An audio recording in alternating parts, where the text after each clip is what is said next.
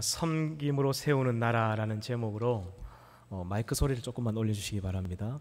섬김으로 세우는 나라라는 제목으로 오늘은 섬김이라는 주제를 가지고 여러분들과 한번 말씀을 나누고 생각을 해보려고 합니다.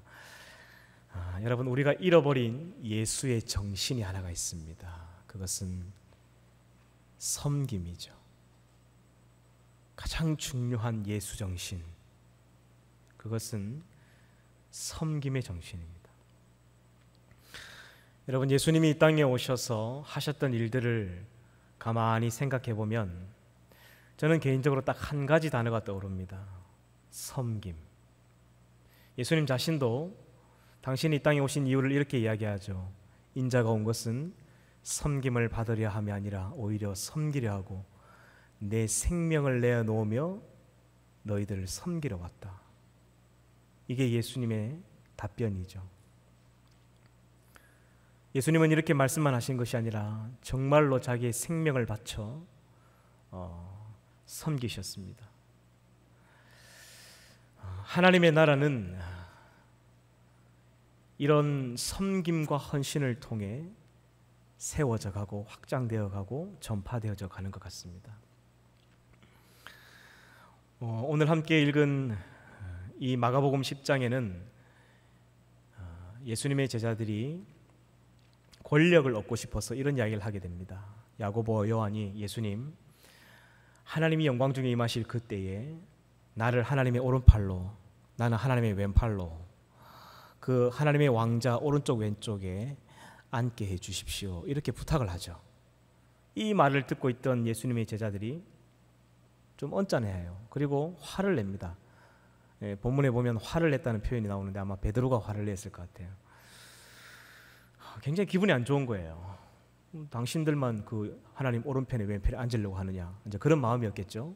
근데 예수님께서 이 분위기가 격해지는 것을 보시고 이렇게 이야기하시죠. 누구든지 크고자 하는 자는 섬기는 자가 되고 으뜸이 되고자 하는 자는 모든 사람의 종이 되어야 하리라. 그래서 이걸 완전히 그냥 예수님이 정리를 하십니다. 그러면서 이런 이야기를 하시죠. 나는 왕이 되려고 온 것이 아니라 섬기러 왔다. 내 생명을 대속물로 주기 위해서 여기 왔다라는 이야기를 의미심장하는 얘기를 하는데 그 제자들은 사실 아무도 알아듣지 못합니다. 여러분, 하나님의 나라는 이런 예수님의 생명을 바친 헌신을 통해서 그 복음이 확장되어져서 오늘 이 자리에 있는 저와 여러분에게까지 온 줄 믿습니다. 한국의 기독교 역사가 130년이 되었습니다. 그 출발을 어디로 보고 있냐면 1887년 언더우드와 알렌 선교사가 입국한 날짜를 기점으로 잡습니다. 사실 그 이전에 들어오신 선교사님들도 많이 있어요. 그러나 그때를 한국 기독교의 출발로 시작하는데 그 130년 역사에 수많은 선교사님들 그리고 수많은 순교자들이 있습니다. 그분들의 스토리나 그분들의 예화를 책으로나 이야기로 듣게 되면요, 딱 저는 한 가지 단어가 떠오릅니다. 예수님과 똑같아요. 섬김. 그들은 생명을 바쳐 조선의 백성을 사랑했고 생명을 던져서 이 조선의 백성들을 섬기며 그들을 위해 헌신하며 살았습니다. 여러분, 작년 이맘때쯤에 제가 작년 6월 달쯤이었던 것 같아요. 제 생각에는 서서평이라는 선교사님을 여러분들에게 소개한 적이 있습니다. 영상을 하나 준비해 주시고요. 여러분, 이 서서평 선교사님은 결혼을 하지 않으셨죠. 32세의 꽃다운 나이에 목숨을 걸고 이 조선 땅까지 왔습니다. 미국에서 3개월 가까이 배를 타고 오셨죠. 사실 여인의 몸으로 오기는 정말 힘든 길이었습니다. 그리고 이 땅에 오셔서 22년 동안 54세 순교하시기 전까지 그는 13명의 이 버려진 아이를 자기 양딸로 입양을 하고 그 미혼모와 고아 아이들의 엄마가 되어 주었습니다. 한센병 환자와 노숙자들을 돌보면서 그녀는 자기 인생을 그렇게 섬김과 헌신을 통해 살았습니다. 그분이 54세에 돌아가셨을 때에 돌아가신 사유를 알아보니까, 부검을 해보니까 영양실조였어요. 자신은 먹지 않아도 자기의 자식들은 먹였던 거죠. 결혼을 하지 않았죠. 자기는 입지 않아도 그 광주에 있는 수많은 사람들은 입히면서 그렇게 지냈습니다.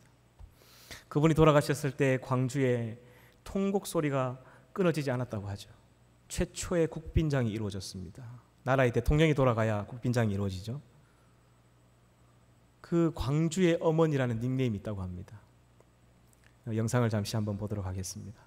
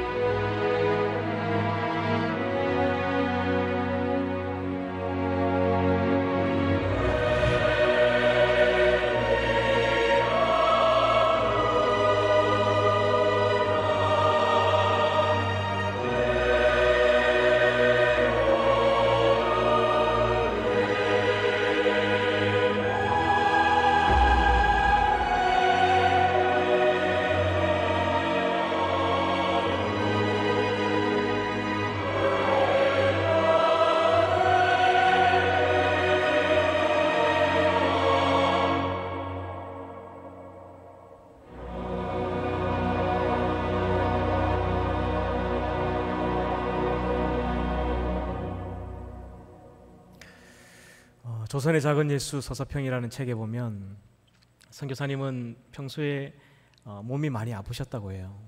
영양실조뿐만 아니라 많은 질병들이 있었지만 그 질병을 끌어안고 끊임없이 섬기며 살았던 것입니다. 저는 이것이 예수의 정신이라고 생각해요. 이런 많은 선교사님들의 눈물과 헌신과 섬김 때문에 지금의 조국교회가 서 있는 겁니다. 그런데 안타깝게도 이 한국교회가 어느 시점부터인가 이 예수의 정신인 섬김이 사라지기 시작했습니다.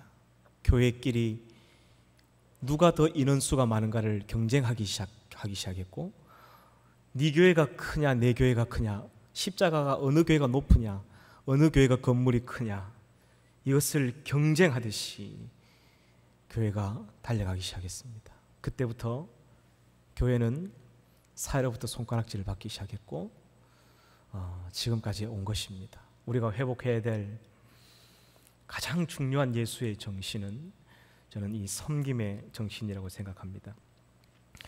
예수님은 자기 자신을 자기를 비워서 종의 신분에까지 낮췄다라는 말씀을 빌립보서 2장에서 말씀하시죠. 그는 근본 하나님의 본체시나 하나님과 동등됨을 취할 것을 여기지 아니하시고 오히려 자기를 비워 종의 형체를 가지사 사람들과 같이 되셨고 사람의 모양으로 나타나사 자기를 낮추시고 죽기까지 복종하셨으니 그 십자가에 죽으십니다. 여러분, 교회가 예수 그리스도의 몸인데 예수 그리스도의 정신이 없다. 그건 교회가 아니라 그냥 건물일 뿐입니다. 주변 지역 주민들에게 민폐인 건물, 주일이면 차만 꽉 막히고 도로만 막혀서 불편하게 만드는, 그냥 그건 건물이에요. 하나님의 교회가 하나님의 예수 그리스도의 몸된 성전인데 몸은 있는데 예수의 정신이 없다. 그건 교회가 아니라고 생각합니다. 여러분, 목회자들을 주의 종이라고 합니다. 그런데 요즘에 이 종놈들이 종처럼 행사하지 않고 왕처럼 행사하는 교회가 많아져 버렸습니다. 마치 천주교 교황처럼 권력을 누리려는 그런 종들이 생겨나기 시작했습니다. 교회가 타락하고 있다는 것이죠. 여러분, 혹시라도 제가 산성교회 부임한 지 1년 10개월 차가 됐는데 제가 1년 10개월 동안 여러분을 억압하고 여러분들의 왕이 되려 했고, 혹시라도 여러분의 의견과 안건을 무시하고 제 마음대로 이렇게 뭔가를 진행한 게 있다면 이 자리를 빌어서 여러분 용서를 구합니다. 제가 여기 산성교회 부임하는 시간 동안은 그리스도의 노예가 되어야 되겠다. 이게 저의 목회 철학이에요. 가장 낮은 밑바닥에서 청년들이 제일 하기 싫어하는 일들을 내가 해야 되겠다. 이게 저의 목회 철학인데요. 이 마음이 변치 않도록 여러분들이 계속 저를 당금질을 해주셨으면 좋겠습니다. 그래서 생각해 보니까 우리 청년부실 청소를 아무도 안 하더라고요. 보니까. 그래서 가끔씩 시간이 나면 청년부실 청소를 합니다. 어제도 청소를 하면서 이 화장실에 있는 이 휴지를, 이 대소변에 묻은 휴지를 치울 때 한쪽 마음에서는 야, 내가 이런 일까지 해야 되나? 내 제우시키면 되는데 내 건연히 시키면 되는데, 이런 마음이 있지만 내가 종이다, 내가 종놈인데 내가 해야지. 또 그 쓰레기를 비우고 싱크대 음식물이 썩어가지고 그 그릇망을 또 다이소 가서 사가지고 또 갈아 끼우고, 고장난 또 저기 이게 그 세면대 그 길을 갖다 끼우고, 아무튼 여러분 어디 뭐 고장나고 지저분하고 더러운 데 있으면 저를 보내주시면 됩니다. 저는 이게 예수의 정신이라고 생각합니다. 청년부에서 가장 낮은 사람은 목사가 되어야 되고, 여러분 기억하십시오. 청년부의 주인이 여러분도 아닙니다. 청년부의 주인은 하나님이시고, 이 목사는 제일 밑에 있는 종이고, 여러분은 하나님의 아들, 딸들입니다. 이게 서열관계를 분명하게 해야 돼. 그래서 여러분 힘든 일 있으면 목사를 시키면 됩니다. 자주 이용해 주시길 부탁드리겠습니다. 예수님이 우리에게 보여주신 그의 삶은 성공이 아니라 섬김이었죠. 높아지려 함이 아니라 낮아지려 하심이었고, 자기의 생명을 다해 섬기셨습니다. 하나님의 나라는 이런 섬김의 정신을 통해서 오늘도 확장되어 가는 것 같아요. 여러분, 기독교가 섬김이라는 이 예수의 정신이 사라지는 순간 불교와 기독교가 똑같은 종교가 됩니다. 우리 청년부가 이 예수의 정신인 섬김을 늘 실천하고 있는지를 늘 한 해를 돌아보며 점검해야 됩니다. 여러분, 불교가 이 한국 사회에 들어온 것이 372년 소수리망 때죠. 지금으로부터 한 1600년 전입니다. 불교가 1600년 전에 한국 사회에 들어와서 한 일이 뭐가 있나요? 아무것도 없어. 왜냐? 철학이 무념무상이거든요. 산은 산이요 물은 물이다. 성철스님은 결혼을 했고 자식이 있죠. 딸을 낳아놓고 그 딸 이름을 세상에 쓸모없는 존재 불필이라 지어놓고 자기는 산으로 들어가 버렸습니다. 뭐가 불교를 그렇게 존경스럽게 만드는지 모르겠습니다. 아무것도 한 일이 없어요. 세상과 인연을 끊고 산속으로 들어가서 사는 사람들이 뭔 존경을 받는단 말입니까? 1600년 동안 불교가 한국 사회에 끼친 게 아무것도 없는 거예요. 섬김의 정신이 없는 거예요. 복음을 전하다가 한 번씩 예수 믿으세요 하면 나는 불교입니다. 예수 안 믿습니다 하면 불교면 제사를 지내시나요? 물어보면 불교인이면 당연히 제사를 지내죠. 예수쟁이들은 부모님 그 효를 다 안 한다고 막 제사를 당연히 드려야 되지. 왜 예수쟁이들은 제사를 안 지내냐고 막 반문을 하는데요. 참 안타까워요. 불교는 제사를 지내는 종교가 아니죠. 유교가 제사를 지내는 종교입니다. 그러니까 뭘 믿는지도 모르고 믿고 있는 거죠. 부모님으로부터 그냥 계속해서 믿어오다 보니까. 여러분 기억하세요. 불교에 석가모니가 없어도 불교는 유지가 됩니다. 유교에 공자가 없어도 그 종교는 유지가 되지만 기독교에 예수가 없으면 아무것도 아닙니다. 여러분 아멘입니까? 유교가 우리 사회에 미친 게 뭐가 있습니까? 공자의 가르침을 통해서 그건 종교가 아니었죠. 학문이었죠. 수신제가 치국 평천하를 이루기 위해서 그 공자의 많은 가르침을 했지만 여러분 이 효라는 것을 명목으로 제사를 드리게 되었습니다. 여러분 하나 질문할게요. 여러분들 아직도 여러분 가정이나 부모님 중이나 친척들 중에 제사를 지내는 집안이 있을 거예요. 그 제사상을 차릴 때 상다리가 부러지도록 제사상을 차리는데 살아계신 할머니 할아버지 아직도 살아계신 할아버지 할머니 생일 잔치를 할 때 그 정도 하나요? 팔순잔치 때도 그래 안 하는 것 같아. 살아생전 부모에게는 제대로 하지 않고 죽은 사람들에게만 관심이 있는 공자의 이 유교가 한국 사회에 미친 것은 1600년 동안 아무것도 없어요. 유교도 마찬가지로 고구려 시대 때 우리나라로 들어왔죠. 그러면 유자나 불자들이 이렇게 물어볼 겁니다. 그럼 기독교가 한 건 뭔데요? 여러분 기독교가 불과 한국에 들어온 지는 130년밖에 되지 않았습니다. 130년 동안 기독교가 한국 사회에 미친 것은 엄청난 영향력이 있었죠. 왜냐하면 그 중심에 예수의 정신, 이 섬김의 정신이 있었기 때문입니다. 병원이 없어 죽음의 땅이었던 이 조선의 병원을 짓고 고아들을 위해 고아원, 가난한 자들을 위해 양육원, 노인들을 위해 양로원을 지었습니다. 학교를 세워 교육을 하였고 인재를 양성하였고 무너진 마을을 재건하고 사회 곳곳에 복지재단을 설립하며 도움을 주었습니다. 일제의 나라를 빼앗겼을 때 독립운동 33인 중에 25명이 기독교인이었습니다. 유관순도 기독교인이죠. 윤동주, 문익점 다 크리스찬들입니다. 여러분 어떻게 해서 만세 삼창 운동이 핸드폰도 없고 삐삐도 없는 그 시절에 전국적으로 삽시간에 퍼질 수 있었을까요? 어떻게 그렇게 삽시간에 일순간에 일제에 일어날 수가 있었을까요? 그 당시 기독교 청년 조직회가 전국적인 네트워크망을 갖고 있었습니다. 이거는 제 말이 아니라 독립운동연구학회 보고입니다. 기독교의 청년 단체들이 모여서 예배하고 성경 공부하는 이 모임이 전국에 네트워크를 이루고 있었는데 이 통신망을 통해서 이 만세운동이 삽시간에 퍼져서 이 운동이 성과를 거둘 수 있었다는 것이죠. 이 학회 보고입니다. 그래서 그 기독교인들의 그 섬김 예수의 정신을 통해서 세워진 것이 배재학당, 이화학교, 숭실대학교, 연세대학교, 세브란스병원, 광해원 수많은 고등학교 이름 지금도 다 말할 수도 없는 학교와 병원과 교회들이 세워놨습니다. 아기가 태어나면 10명 중에 7명이 죽는 죽음의 땅, 결핵과 장티포스와 이질의 나라, 살 수가 없는 땅이었죠. 그런 나라에 그런 조선을 지금의 한국으로 만든 것은 예수의 정신 때문입니다. 할렐루야. 하나님의 나라는 이 섬김을 통해 세워지는 것입니다. 인자가 온 것은 섬김을 받으려 함이 아니라 도리어 섬기려 하고 자기 목숨을 많은 사람의 대속물로 주려 함이니라. 아멘. 여러분 세상의 법칙은 이렇게 이야기를 합니다. 내 지갑을 열어서 가난한 사람을 도와주면 나는 마이너스가 된다고 생각해요.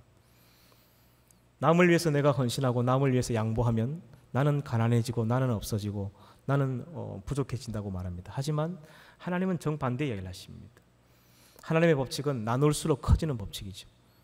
이게 하늘의 법칙입니다. 오늘 함께 읽은 말씀 디모데전서 6장에 보면 선을 행하고 선한 사업을 많이 하고 나누어 주기를 좋아하며 너그러운 자가 되게 하라. 이것이 장래에 누구를 위하여?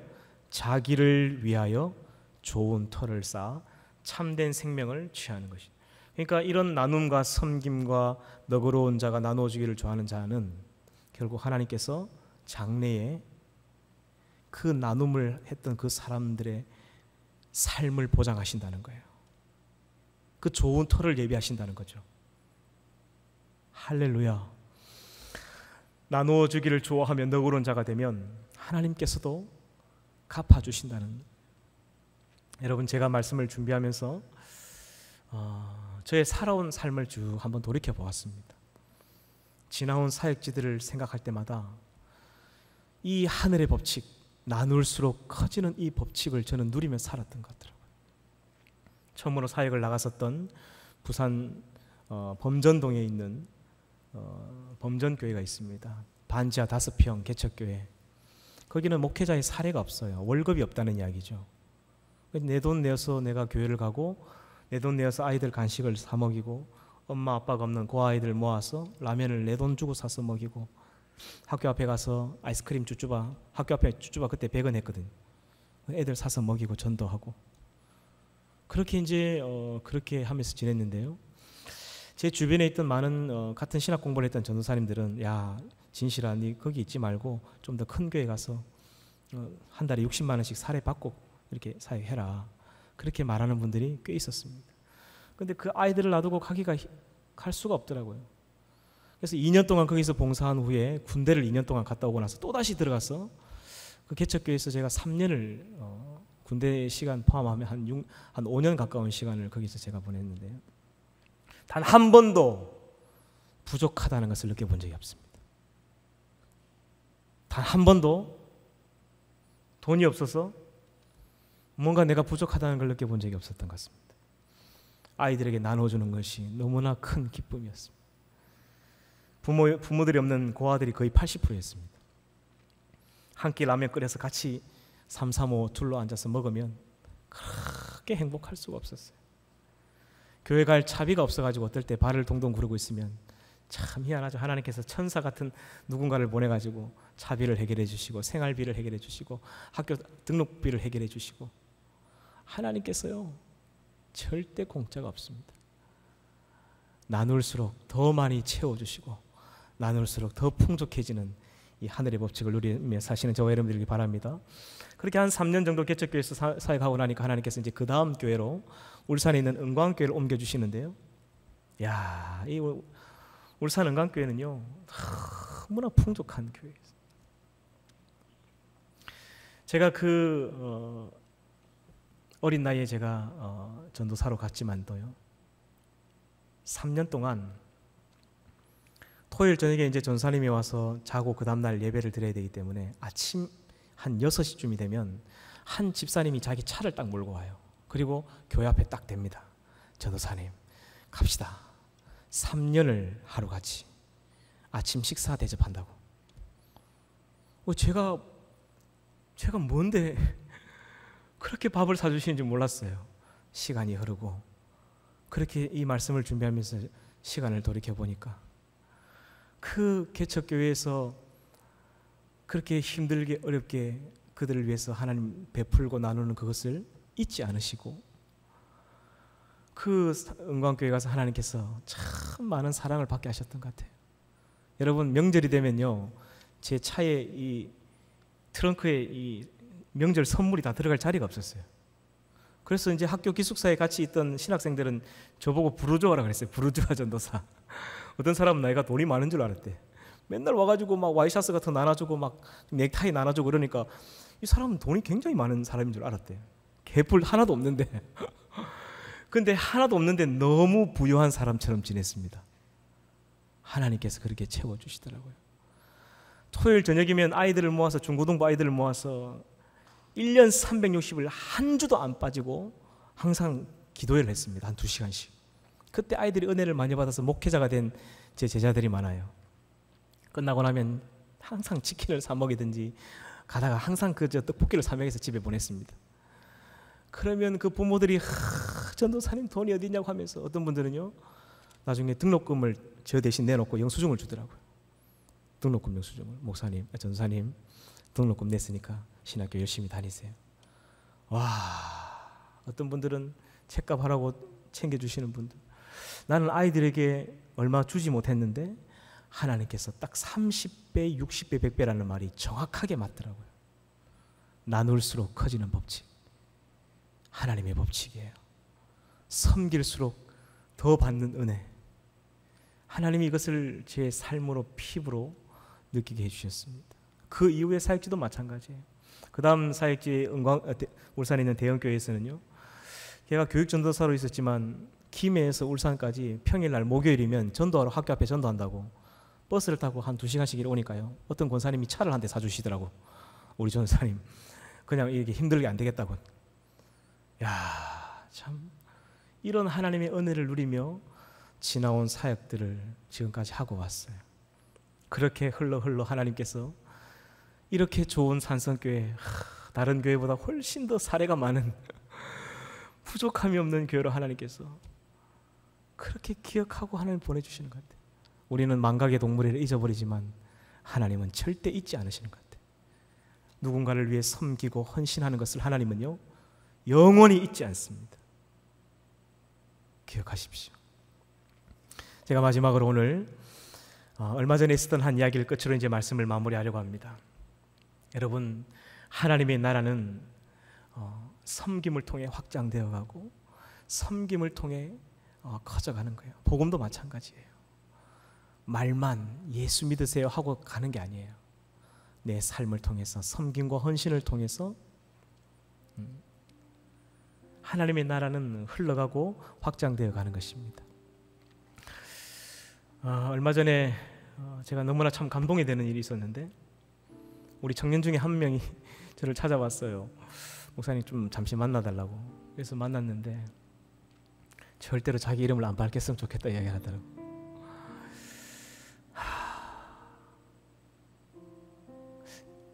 하나님께 요즘에 감사한 일이 너무 많다는 거예요. 자기는 아무리 생각해도 자기 자신이 가지고 있는 능력도 없고 스펙도 없고 대단하지도 않은데 하나님께서 너무너무 큰 은혜를 주셔서 너무 좋은 직장에 다니고 있고 남들은 다 힘들어서 코로나 때문에 어려워하는데 성과금까지 받았다는 거예요. 그래서 이 성과금을 어떻게 쓸까 고민하다가 가지고 온 거예요. 그리고 제 앞에 탁 내놓는 거예요. 목사님 좋은 일에 썼으면 좋겠습니다. 코로나 때문에 어려운 청년들이 있으면 썼으면 좋겠습니다. 제가 그 봉투에 손을 넣고 기도하는데 내가 눈물이 날 뻔했어요. 그래서 제가 하루 종일 아침에 토요일 아침에 그 봉투를 받아서 이거를 정말 좋은 일에 써야 되겠다 생각하고 고민하다가 저녁에 원래 때 우리 산성교회 리더들이 다 모였을 때 제가 그걸 꺼냈습니다. 정말 가치 있게 써야 되니까 우리 한번 생각을 맞대보자. 진짜 힘들고 어려운 사람들에게 돕는 일에 쓰자. 제가 사실은 예전부터 우리 청년부가 김장을 우리 청년들이 한번 했으면 좋겠다라는 생각을 하고 있었어요. 예전부터. 근데 그 금액이 300만 원 정도 되는 큰 금액이에요. 근데 우리 교회 주변에 있는 독거노인들 집에 가보면요 기가 막힌 데 살고 있어요. 매주일마다 도시락 나눔한다고 따라가 보면요 사람이 어떻게 이런 데 아직도 살고 있나. 부산은 아직도 판자촌이 있어요. 할아버지가 사시는데 막 쓰레기장 같은 이런 곳에도 있어요. 이분들을 돕는 일에 우리가 이 헌금을 썼으면 좋겠다 하니까 우리 모든 임원들이 그냥 막 동의를 하더라고요. 여러분, 요즘에 우리 교회 김장을 할 때 우리 교회가 재정이 이게 정해져 있지 않습니다. 매년마다 목사님께 여쭤보니까, 담당하는 목사님께 여쭤보니까 후원을 받아야 되는데 후원이 잘 안 들어온다는 거예요. 그래서 매번 고생을 한다는 거예요. 근데 그 금액이 300만 원이에요. 그 300만 원의 절반을 여러분 여기 있는 한 청년이 하나님께 드렸어요. 그래서 우리가 이 일을 추진하자고 지금 원래 때 결의를 했습니다. 제가 마음이 얼마나 감동이 되는지 모르겠어요. 여러분, 요즘에 김장하는 어르신들이 없어요. 다 할머니 권사님들이 허리가 아파서 젊은 분들이 안 하니까 아무도 교회가. 그러니까 어쩔 수 없이 하는 거예요. 막 하고 나면 몸살을 며칠씩 하신대요. 작년 같은 경우는 코로나 때문에 김장을 도저히 할 수가 없었어. 김장을 샀다는 거예요, 교회가. 아마 올해도 사서 그렇게 전달할 것 같은데, 여러분 다음 주에 들어오는 모든 헌금을 우리 한번 이 김장에 함께 동참했으면 좋겠다는 생각을 했어요. 그래서 한 300만 원 정도 되는 금액을 모아서 우리 산성교회 이 2021년 10월 말에 있을 김장은 우리 청년들이 딱 감당을 하고, 헌금을 할 수 없는 청년들이 있다면 몸으로 헌금하세요. 몸으로. 목요일 날이 딱 정해지면 아침에 다 와서 우리 청년들이 다 한 박스씩 들고 할아버지 할머니 찾아가서 다 전달하는 거예요. 하나님이 얼마나 기뻐하실까. 저는 상상만 해도 그냥 눈물이 나요. 그런 사랑과 섬김 있는 청년들, 이웃을 돌아보고 주님이 우리에게 보여주던 그 예수의 정신, 섬김의 정신이 있는 청년들, 그런 청년부가 됐으면 좋겠습니다. 그런 교회 되게 되었으면 좋겠고, 그렇게 하나님이 가장 기뻐하시는 청년들이 됐으면 좋겠습니다. 우리 찬양하겠습니다.